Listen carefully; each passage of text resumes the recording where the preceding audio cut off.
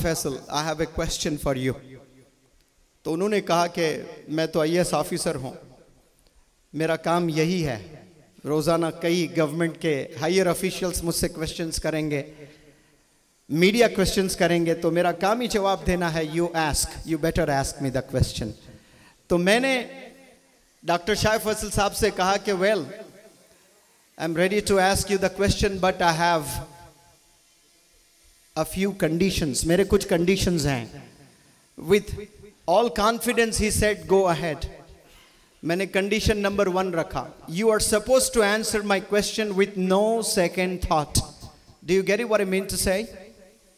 मैंने कहा कि आप बिना सोचे जवाब देना है, बिना सोचे। जैसे मैं आपको आपका नाम पूछूं तो आप कहेंगे कि give me a second, I have a talk with my mom and get back to you. कोई बोलेंगे ऐसा? आपका नाम अगर मैं पूछूं, मुझे 1 सेकेंड वक्त दीजिए, अम्मी से बात करके मैं बताऊंगा मेरा नाम, कोई नहीं बोलेंगे।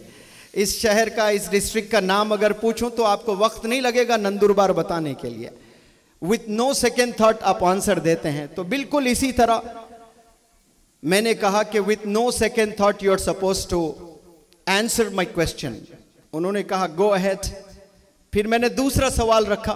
वो दूसरा सवाल ये, दूसरा कंडीशन ये कि आपने मुझसे ये नहीं कहना कि would you repeat the question, क्योंकि मैं रिपीट करूंगा तो उस वक्त में आप सोच लेंगे। फिर से एक सवाल पूछे, मुझे सुनाई नहीं दिया, ऐसा आप नहीं कह सकते। मैं एक ही दफा बोलूंगा अपने मुंह से, बस उसमें आपने सुनना भी है, जवाब भी देना है। तो उन्होंने जवाब तो दिया माशाअल्लाह। वही सवाल क्या मैं आपसे पूछूं? हाँ जी, कितने लोग तैयार हैं? हाथ उठा। अच्छा, रोजे क़यामत में अल्लाह आपको पकड़ेगा नहीं, क्योंकि गुनाह नहीं करने वाले हैं। हो सकता है एक मिस्टेक हो जाए छोटी सा। बहुत आसान क्वेश्चन है। आपको मैंने UPSC टॉपर है ऐसा करके खौफ बिठाया है दिलों में। डेड इजी क्वेश्चन, बहुत आसान है। आपको भी एक वही 2 कंडीशन रख रहा हूं। तैयार है? कोई रेस्पॉन्स ही नहीं आ रहा है। रेस्पॉन्स है, दम नहीं है। Wonderful, very good. आपके लिए, क्योंकि आप लोग स्पेशल है, और एक कंडीशन रख रहा हूं। वो कंडीशन ये कि सबने जवाब देना है। गलत सही कुछ भी हो, मुंह खुलना, कुछ ना कुछ तो बोलना। कुछ भी नहीं आया तो गुलाब जामुन बोले, लेकिन मुंह हिलाए, बोले कुछ तो बोले, खाली ना बैठे। Is that clear? Right, here it goes. Question ये है कि how many alphabets does English language have? बिल्कुल यही आंसर डॉक्टर शाह फैसल साहब ने कहा, लेकिन 300 जो बच्चे एक आवाज में कहें रॉन्ग आंसर, तो वो डॉक्टर शाह फैसल साहब हिल गए कि भाई 26 क्या रॉन्ग आंसर है? मैंने कहा रॉन्ग आंसर है। How many alphabets does English language have? तो याद रखें, ये जो 26 है ये अल्फाबेट्स नहीं है, ये लेटर्स हैं। ये क्या है? ये लेटर्स हैं। ए क्या है? अल्फाबेट नहीं है। A is a letter, B is a letter, C is a letter. आपके घर में दादा है, दादी है, अब्बू है, अम्मी है, आप है, आपके भाई, आपके बहन है। ये सब को मिलाकर आप क्या कहेंगे? फैमिली कहेंगे। क्या कहेंगे? फैमिली। फैमिलीज बोलोगे कि फैमिली बोलोगे?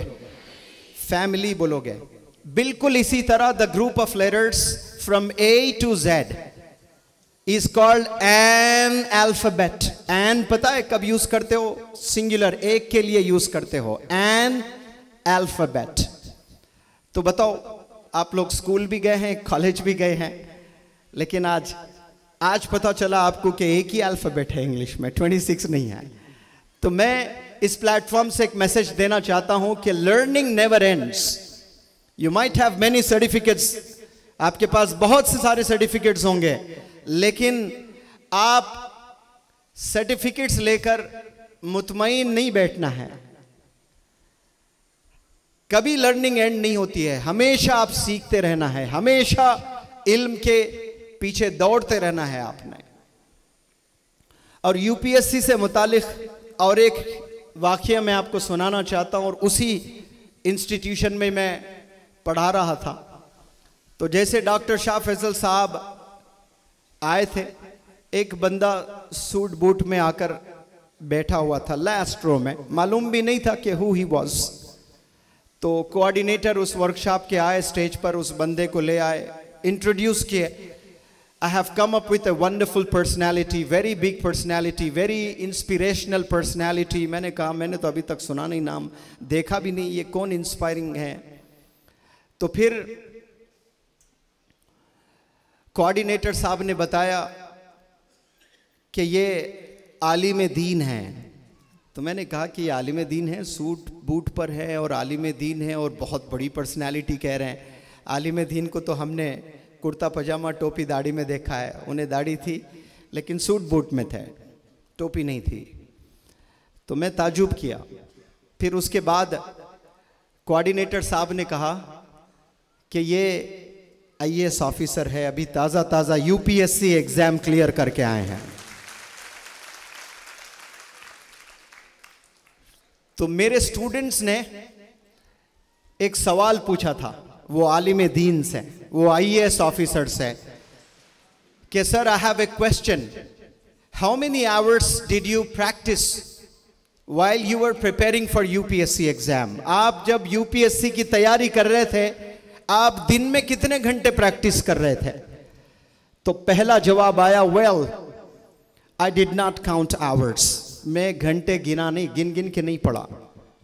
तो उस बंदे ने, उस बच्चे ने फिर से पूछा कि sir I appreciate if you give me any rough answer, आप कुछ भी एक आंसर दीजिए। तो उसने कहा बिलीव मी, यकीन रखें, आई नेवर काउंटेड आवर्स। और वो जिद्दी बच्चे ने कहा कि sir a day has only 24 hours, not more than that. आप 24 घंटे से तो ज़्यादा मेहनत नहीं करे होंगे, कुछ तो बोले, 23 आवर्स, 22 आवर्स, 20 आवर्स, कुछ तो बोले। लेकिन जितनी जिद उस बच्चे में थी, उससे ज़्यादा जिद वो आलिम दीन में भी थी। उन्होंने कहा कि मैं घड़ी देखकर पढ़ाई नहीं की है, मैंने घंटे गिने नहीं, घड़ी के कांटे नहीं देखे मैं पढ़ाई करते वक्त में, लेकिन जो आंसर उसके बाद वो आलिम दीन ही दे सकता है। वो आंसर आज आप लोग घर में जाकर बुक में लिख लें, इंशाअल्लाह कामयाबी आपके कदमों में चूमेगी। और वो IAS ऑफिसर ने कहा कि मेरी बात गौर से सुने और यही चीज आप लोग अप्लाई करें इंशाअल्लाह। नौजवानों, नंदुरबार के इस बात को लिख लें, आप लोग दिल में लिख लें, जहन में लिख लें, किताबों में लिख लें, फ्रेम बनाकर घर में रख लें। इंशाअल्लाह जो चीज पाना चाहते हो वो चीज आसानी से पालेंगे आप लोग। वो आलिम दीन, वो IAS ऑफिसर ने कहा कि मैं 5 वक्त नमाज पढ़ा करता था। पहला क्या जवाब था? 5 वक्त नमाज पढ़ा करता था। इसके बाद जो दूसरा आंसर सुने नौजवानों, जो होटल्स में जाकर जिंदगी गुजारते हैं, वालिद की मेहनत की कमाई लुटाते हो होटल्स में, वो नौजवानों के लिए ये IAS ऑफिसर का क्या जवाब है देखें। जैसे नमाज के लिए स्पेसिफिक नंबर यूज किया था 5, खाने के लिए आपने नंबर यूज नहीं किया। जब भूख लगती तब खाना खाता था। उन्होंने नहीं कहा कि 3 वक्त खाना खाता था। क्या जवाब दिया है? जब भूख लगती तब खाना खाता था। 3 वक्त खाता था, 2 वक्त खाता था, 5 वक्त खाता था नहीं कहा। कभी एक ही वक्त खाता था दिन में, कभी 2 दफा खाता, कभी भूख लगती तो 5 दफा भी खाता, लेकिन गिनकर नहीं खाता कि मुझे 3 दफा खाना है। आज हम लोग 3 दफा नहीं खाए बीमार हो जाते हैं, साइकोलॉजिकली डाउन हो जाते हैं। लेकिन जिनके इरादे बुलंद होते हैं उनको भूख की परवाह नहीं होती है, उन्हें प्यास कभी लगती नहीं, कभी थकते नहीं वो लोग। तीसरा जवाब आपने दिया कि मैं जब थक जाता बहुत पढ़ पढ़ के तब मैं सो जाता कुछ देर के लिए, 2 घंटे के लिए सो जाता। स्पेसिफिक आंसर नहीं है। 4 घंटे डॉक्टर्स कहते हैं कि मिनिमम 4 घंटे सोना जरूरी है। ऐसा उन्होंने नहीं कहा कि मैं 4 घंटे सोता। जब मैं थक जाता तो थोड़ी देर आराम कर लेता, और जब मुझे टॉयलेट जाना होता तो मैं टॉयलेट जाता। और 5वां जवाब उन्होंने दिया कि जब मुझे अम्मी अब्बू कुछ काम कहते जाकर सब्जी ले आए, दवा ले आए, तो मैं बाहर जाता, सब्जी ले आता, दवाई ले आता। ये 5 कामों के अलावा कोई 6ठा काम मुझे याद है आज भी, तो वो मैं प्रैक्टिस कर रहा होता। बात समझ आई आप लोग को? ये 5 के अलावा कुछ मैंने किया है और मुझे याद है तो वो मैं सिर्फ प्रैक्टिस ही कर रहा होता। इस बात को ठान लें आप लोग। क्या प्यारा जवाब आपने दिया कि 5 वक्त नमाज पढ़ता, भूख लगती तब खाना खाता, थकता तो थोड़ी देर आराम कर लेता, टॉयलेट जब जाना होता तो टॉयलेट जाता, फिर उसके बाद वालिदैन कुछ काम के लिए कहते तो बाहर जाता। उसके अलावा बस मेरी जिंदगी किताबों में ही गुजरती। वैसे किताबों में गुजरने वाले ही IAS ऑफिसर, IPS ऑफिसर बन सकते हैं।